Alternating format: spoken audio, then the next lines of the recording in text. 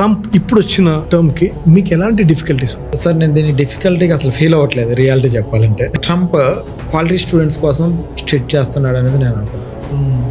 Trump రాకముందు elections ముందు 6 lakhs 7 lakhs students వెళ్ళారు ఇండియా నుంచి. అంతమందికి ఎక్కడ సోర్స్ ఇవ్వాలి? ఆపర్చునిటీస్ అన్నీ రావాలి. చాలా ఫేక్ డాక్యుమెంట్స్తో వెళ్ళిన స్టూడెంట్స్ ఉన్నారు. దానివల్ల ఏమవుతుందంటే జెన్యూన్గా చదివిన స్టూడెంట్కి వాల్యూ లేకుండా 4 years నేను కష్టపడి ఒక డిగ్రీ తీసుకున్నాను. వాడు 2 monthsలో డిగ్రీ తెచ్చేసాడు బయట నుంచి. వాటినే ఆపుతున్నారు కానీ వేరే వాటిని ఏం ఆపట్లేదు. ఫేక్ డాక్యుమెంట్స్ ఫ్రాడ్లెంట్ డాక్యుమెంట్స్ మీద బయటకు వచ్చిన వాళ్ళే కానీ జెన్యూన్ స్టూడెంట్ అనేవాడు రెగ్యులర్గా కాలేజ్లో చదువుతూ ఉన్నవాడిని ఎవరిని పట్టి పంపించింది ఏం లేదు. కొన్ని ఇన్సిడెంట్లో కొంతమంది వల్ల కొంతమంది దొరుకుతున్నారు కానీ దానివల్ల ఏం కాదు. ఇంకా ఉన్న స్టూడెంట్స్ కానీ అట్లీస్ట్ మంచి జాబ్స్ వస్తాయి.